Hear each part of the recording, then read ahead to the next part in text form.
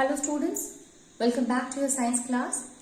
So students, in the previous class in this chapter, that is cell, we were talking about that of the cell structure, and in which we had completed to understand the plasma membrane. We have seen that what are the different functions of plasma membrane, including diffusion. We have understood that the function of the plasma membrane including osmosis, where when it is kept into a different solution, what happened to the cell membrane. So we have seen that when we will keep it in a hypertonic solution, then it will shrink and plasmolysis happen. If it is kept in a hypotonic solution, where the amount of water is more, it will swell up, and finally the red blood cell will burst, and that is called as hemolyzed.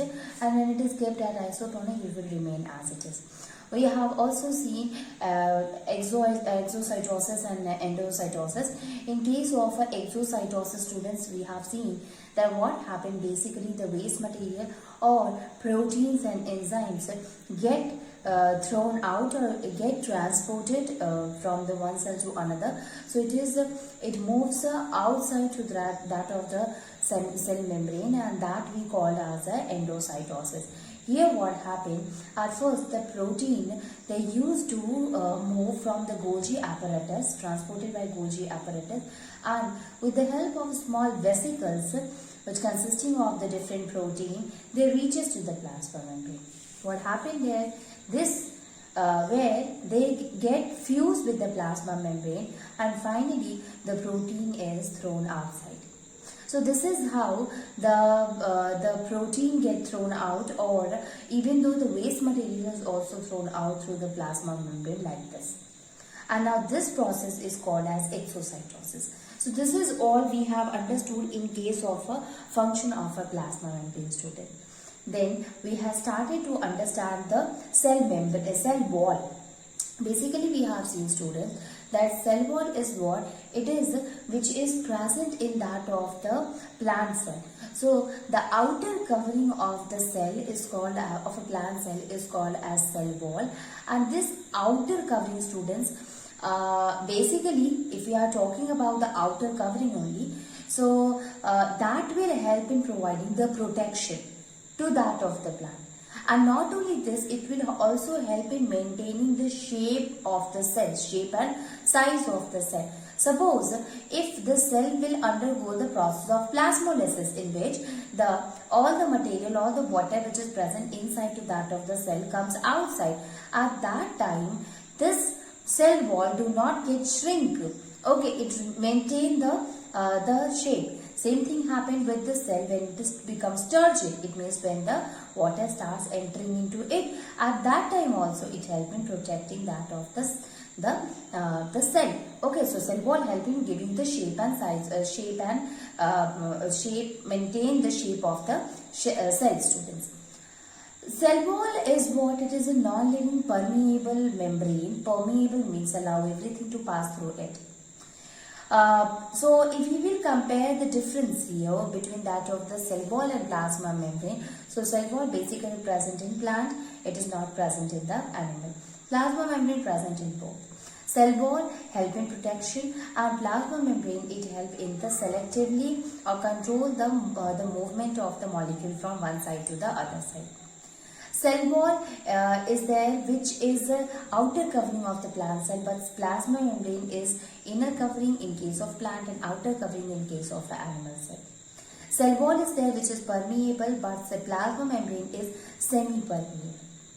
So this is how we have understood the difference between cell wall and plasma membrane.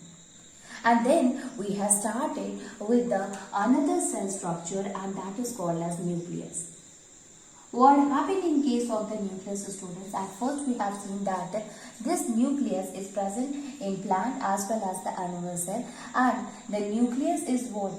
It was first of all discovered by Robert Brown, and when you look at the structure you will find that the nucleoplasm consisting of a nuclear pore in it, which is a kind of a hole, and this nucleus is covered by a membrane bound structure that is called as nuclear membrane. Now inside to that of the nuclear membrane, student, fluid is present. So fluid present in the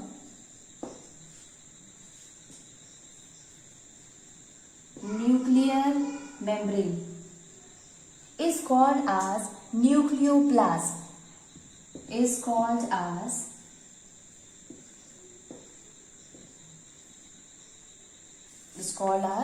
nucleoplasm.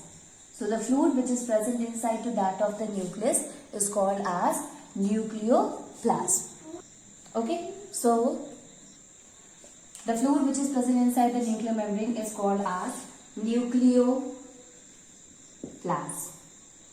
That is called as nucleoplasm. So basically this nuclear membrane help in distinguish between that of the, or help in separating the cytoplasm from that of the fluid which is present in the nucleus, that is called as a nucleoplasm, student. Now within the nucleoplasm there are again two type of substances present in the nucleus, and that is nucleolus and chromatin material. So we can write it, that is within the nucleoplasm, within the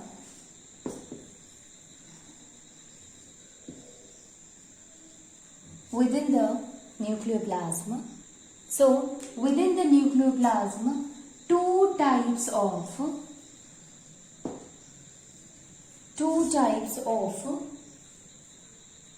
nuclear structure are embedded. Nuclear structure are embedded. Nuclear structure are embedded. That is the nucleolus,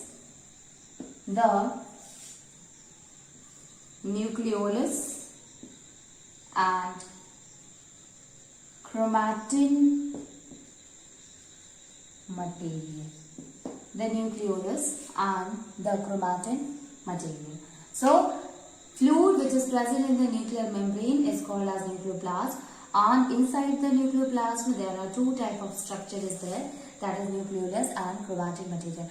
Now let us try to understand that what is nucleolus and what is this chromatin material which is present inside to that of the nucleus.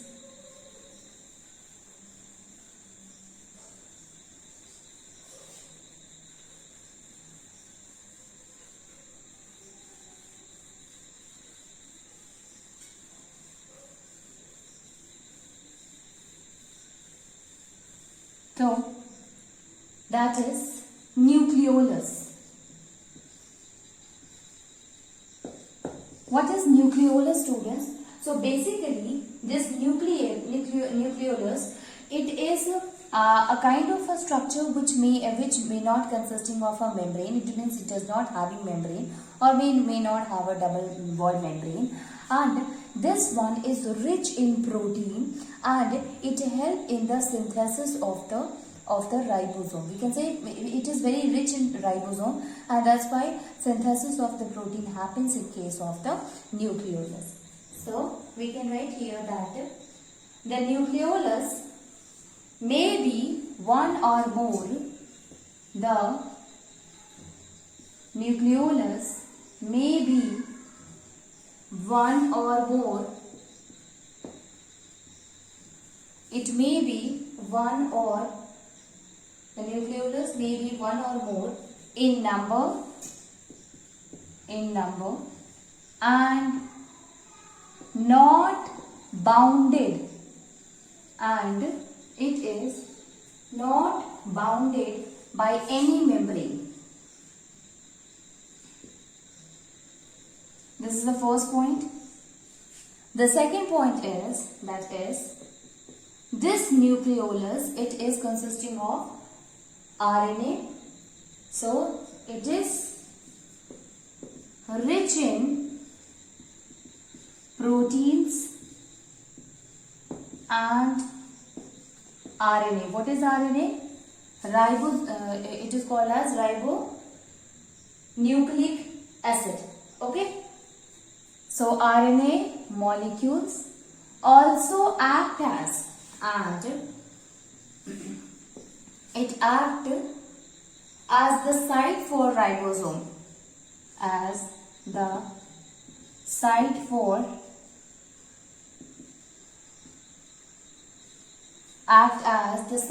ribosome formation. Now, since it helps in the formation of the ribosome and it is rich in protein and RNA molecules, this nucleolus is also called as factory of ribosome. Factory of ribosome means what, student? This is that factory which help in producing the ribosome from it. So, this is also called as, known as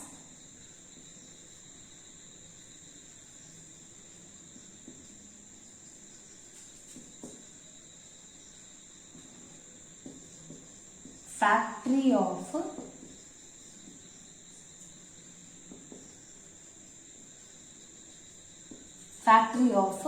ribosomes. Okay. Now the ribosome, students, you know that they are very helpful in the synthesis of the protein. So this is all about the nucleolus. Basically the nuclear membrane is there, that is the outer membrane around that of the nucleus, and inside it a fluid is there which is called as the nucleoplasm. The nucleoplasm consisting of nucleolus. So remember that inside the nucleolus is present. Role of the nucleolus, it does not consisting of any membrane bound structure, does not having any kind of a membrane, and its main role that since it is rich in protein and RNA molecule, so it helps in the formation of the ribosome. So that's why it is called as a factory, and since it is a factory of a ribosome, so the ribosome is responsible for synthesis of a protein, and that is why it is rich in protein. Okay, so this is all about that of the nucleus, students. Next one is the second thing that is found inside the, or that is a part of the nucleoplasm, is chromatin material. So chromatin material, the name itself is related to chromosome.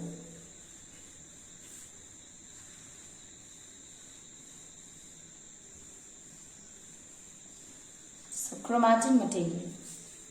So the chromatin material is a thin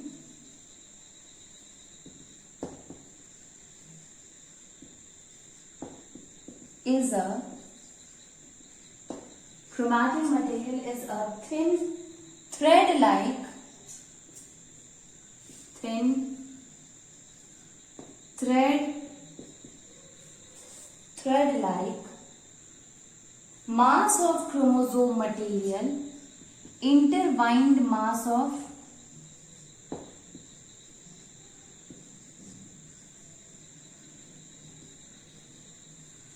chromosome material, intertwined mass of chromosome material, and composed of a genetic substance,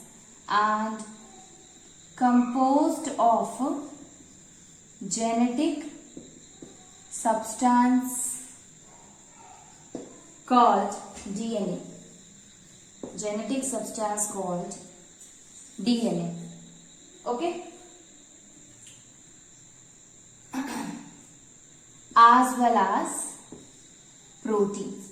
So basically it is a thin thread-like a structure which intervene itself to form a mass of a chromosome material. Basically when you look at the chromosome material, student, this chromosome material is what consisting of the genetic substance. It carry the information, the characters, and thus we will say that is actually the DNA. It means the chromosome consisting of the DNA and protein in it. So chromatin material is nothing but it is the mass of the chromosome which consisting of a DNA and protein. Now we will will write here that DNA is what carry all the genetic information. DNA stores the genetic information. It carries the genetic information, and distinct segment of DNA is called as gene. Distinct segment of DNA is called gene. Distinct segment of DNA. Now, the chromatin material, they condense themselves to form the chromosome. Now, you see here, what are the things that we have understood? Chromatin material is what? It is the mass of an intervened chromosome material or chromosome mass, which consisting of a genetic information, a substance which carry the genetic information, that is called as DNA segments, as well as a protein is also present there. Now, each of the segment of the DNA is called a gene. It means inside that of the DNA, there is gene is present, which is actually carrying the characters of the parents. Okay, so this is all about the two things which is present or which is a part of the nucleoplasm, student. The first one is the nucleolus itself, and second one is the chromatin material. Now let us move on and try to understand here one thing, and that is about the chromosome. Although we do not have to study it in a detail, but let me tell you that what is there in case of a chromosome.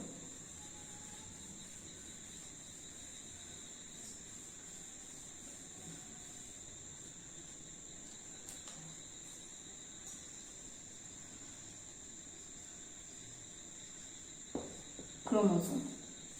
So, chromosome is what? Again, thread-like a structure.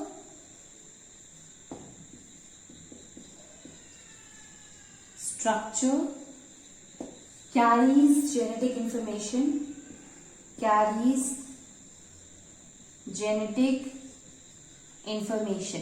Now, this chromosome is basically composed of two components.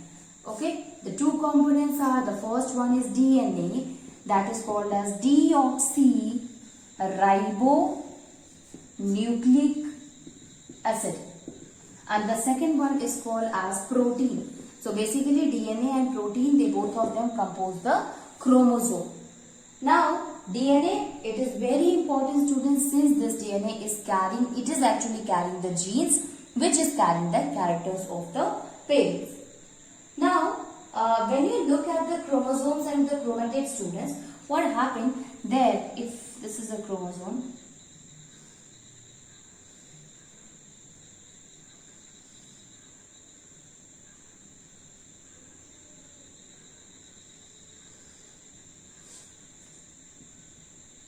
in a single term, it will be like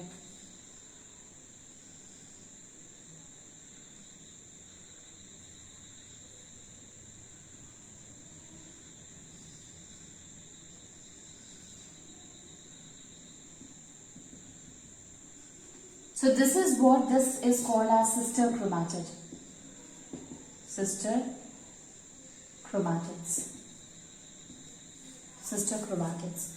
So now you see here, student, what happened when a cell divides, student. So before the division, what happened? It used to divide itself, or it's used to double itself. So if the chromosome is there, this is what it is, a single chromosome, an independent chromosome it is. Okay, so it is an independent chromosome. Now what happened before the division, before the cell division happened, they used to replicate itself.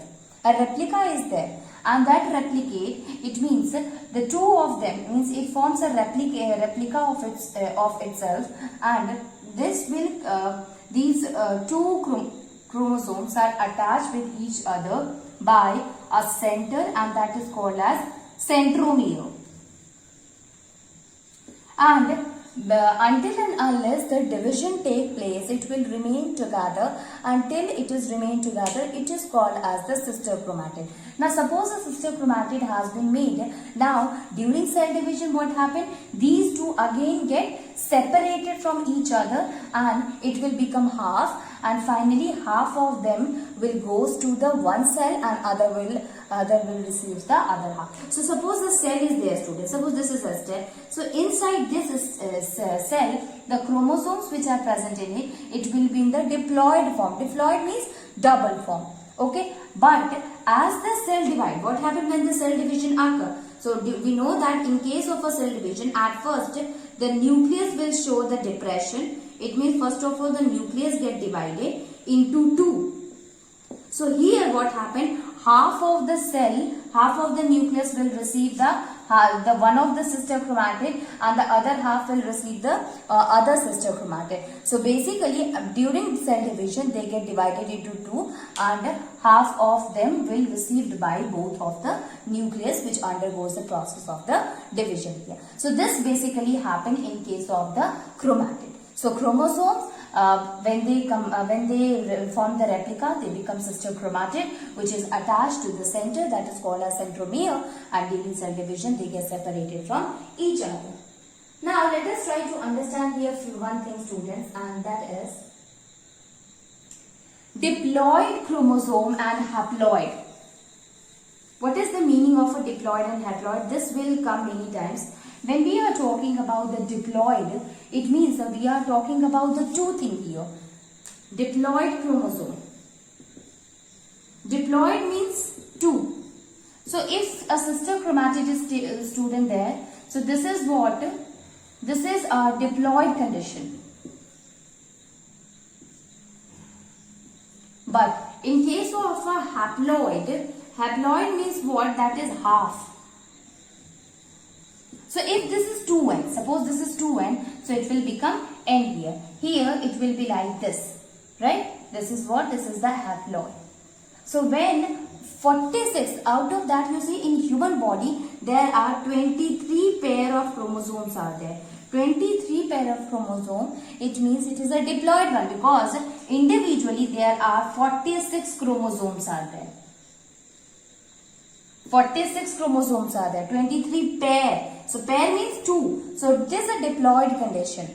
Okay. But when it is only 23 chromosomes, not pair. What does that mean? It means chromosomes. What does that mean? It means it is now in a haploid condition. So diploid means what? When it is a 23 pair of a chromosome, it means 46 chromosomes are there.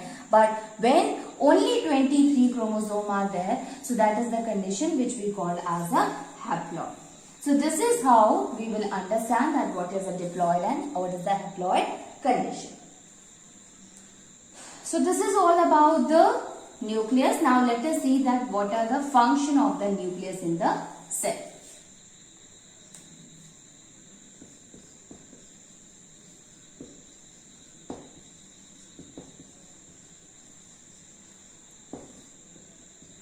Function of a nucleus. So the first function that it regulates the cell cycle.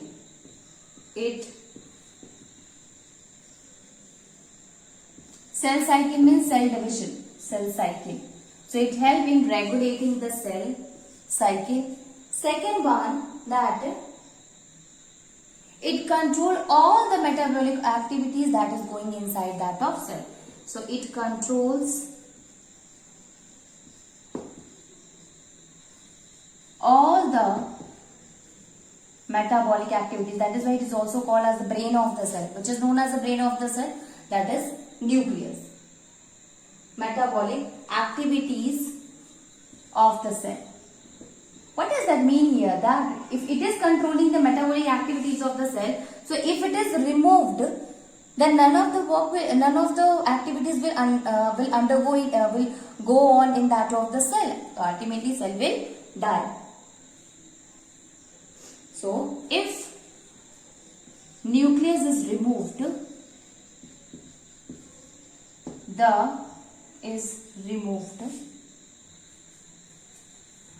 the protoplasm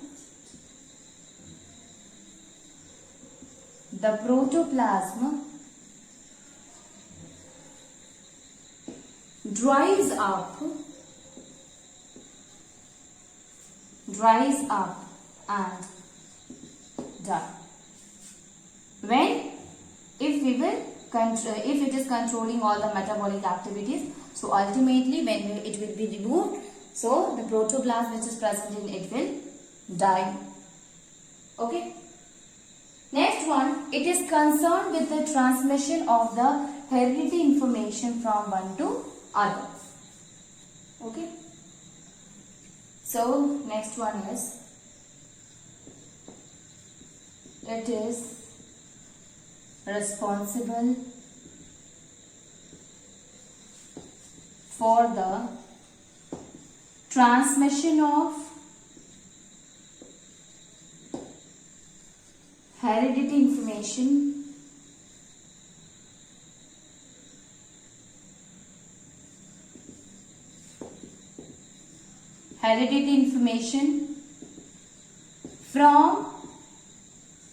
from parents to offspring. From parents to offspring. So, it is responsible for the transmission of a hereditary information from parents to offspring. So, these are what students, these are some of the function of the nucleus. So, we have seen that nucleus, it is what? It is the living cell, very important, present in the center, called the brain of the cell, because it helps in controlling all the metabolic activities that is going on inside to that of the cell. And it is completely responsible for the genetic information to be carried from one cell to the other. It means from the parents to the offspring. Okay. So this is about the nucleus. Moving on, and we will see the next one, and that is cytoplasm.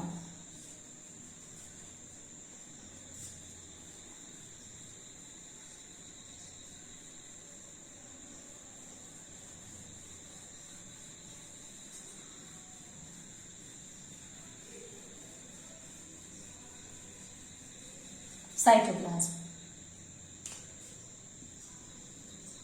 Cytoplasm is what, student? It is a kind of a fluid which is present between that of the cell, inside the cell, to that between that of the plasma membrane. So, the part of the cell which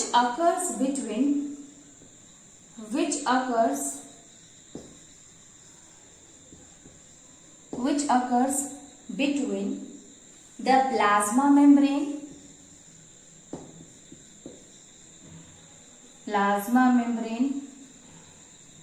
and nuclear envelope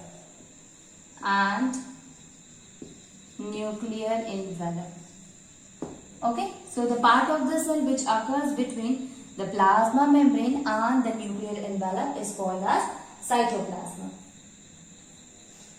Now, here it is also divided into two, that is endoplasm and ectoplasm, students. Okay, so let us see what is that. So, the inner granular mass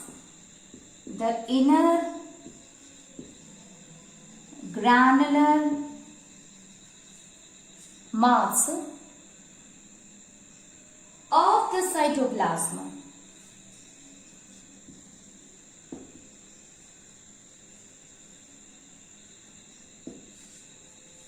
is endoplasm. And next one is, that is the outer clear layer is called the cell cortex or ectoplasm. Is called cell cortex or ectoplasm. Cell cortex or ectoplasm. Now, cytoplasm, it consisting of a aqueous ground substance in it that is called as aquasol.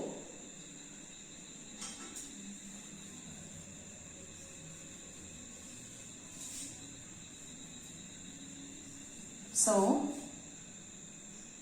here consisting of ground substance substance. It's consisting of a ground substance, cytosol. The cytosol. Now this cytosol consisting of a various cell organelles present in it. Okay? Containing a variety of cell organelle. Containing a variety of cell organelles. Variety of cell organelles. Okay?